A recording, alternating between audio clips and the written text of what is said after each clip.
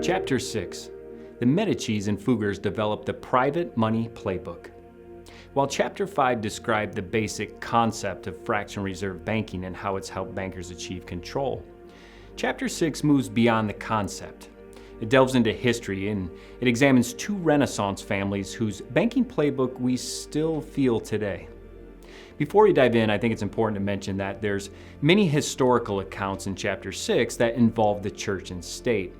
And Woodward's careful to mention he's not targeting either. Instead, he's just merely highlighting how the influence of unlimited money can corrupt any human institution. With that in mind, let's begin. In the 15th and 16th centuries, there were two powerhouse banking families, the Medicis followed by the Fuggers. They turned this idea of fractional reserve banking into a tool for gaining serious power across Europe.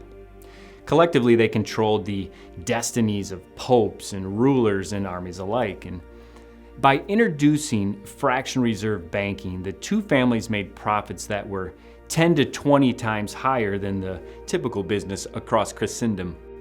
They thrived by partnering with the Roman Catholic Church, which collected tithes from nearly every town and community in the region. Woodward points out the irony that despite the church's obvious condemnation of usury interest, there was no medieval organization that contributed more to the growth of banking than the Roman Catholic Church. And in doing so, the Medici and Fugger fractional reserve banking loans produced annual returns of around 50%. Now compare that to the mere 5% of traditional businesses at the time, and that was just the public account. Who knows what they were making privately? But as the bankers continued to secure profits and power, we see corruption all throughout the church and the state. The unscrupulous banking families served the popes by reviving simony, the selling of church offices. The bankers were the matchmakers who pre-qualified potential buyers to the pope. And despite being illegal, obviously, the practice became widespread and benefited all involved.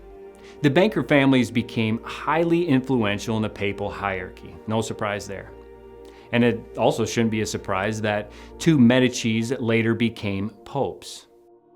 There's an interesting story of Cosimo de' Medici, who became so wealthy his conscience was starting to bother him. He approached the Pope, and Pope Eugenius encouraged him to invest 10,000 florins to restore the San Marco monastery. And naturally, in return, Cosimo was granted a papal bull absolving him of all his sins. Later, Cosimo had these words engraved in stone in his special double-sized monk cell, which he commissioned for himself at the same monastery. Quote, "Never shall I be able to give God enough to set him down in my books as a debtor." It appears Cosimo believed only God was powerful enough to not be swayed by his banking money. Woodward details an important historical account of Jacob Fugger, who created a copper monopoly based on his ownership of two copper mines. And when the German Reichstag rightfully attacked Fugger for his illegal practices, we see an interesting and all too familiar chain of events. Fugger remains calm under attack, mobilizes his lawyers and his political allies. He persuaded Emperor Charles V to pressure the chief advocate to stop the prosecution and had Archduke Ferdinand halt local court proceedings. Still unsatisfied, Fugger arranged for Charles V to issue a decree crafted by his lobbyists to protect his monopoly contracts, ultimately ensuring they were not deemed illegal. Fugger's actions are a striking example of how bankers leverage state power to shield their practices. Pay close attention to the last two historical examples in the chapter. They're incredibly significant. The first example shows how Fugger understood that by creating money out of thin air, the bankers held a certain power over rulers who constantly needed those funds. In one case, Fugger sends a letter to King Charles about an overdue loan. And though he used some really flattering language, it was a sharp rebuke. Now, King Charles was not somebody to take lightly. According to author Greg Steinmetz, quote, "When the Pope defied Charles, he sacked Rome. When Francis fought him, he captured the king," end quote.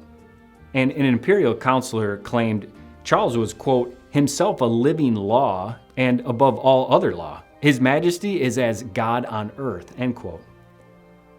Yet since Charles relied on Fugger's loans to fuel his imperial pursuits, he not only took the rebuke and paid up, but he also wrote to the Augsburg Assembly demanding they stop prosecuting Fugger's monopolistic practices. It's incredible. It's the most powerful monarch in the world submitting to Fugger's demands. It's amazing. The last historical account in the chapter may be the most interesting. It highlights how Fugger's banking practices directly influenced the Reformation. One of his shady money schemes became public and caught the attention of none other than Martin Luther. While Reformation scholars are familiar, very few realize it was Fugger's underhanded deal that sparked Luther's flame, ultimately leading to his famous posting of the 95 Theses on the castle door in Wittenberg, Germany. Chapter 6 is really all about context. It's filled with historical accounts showing how the fractional reserve banking system has become an increasingly harmful force, again, providing crucial context for many practices that we see and feel today.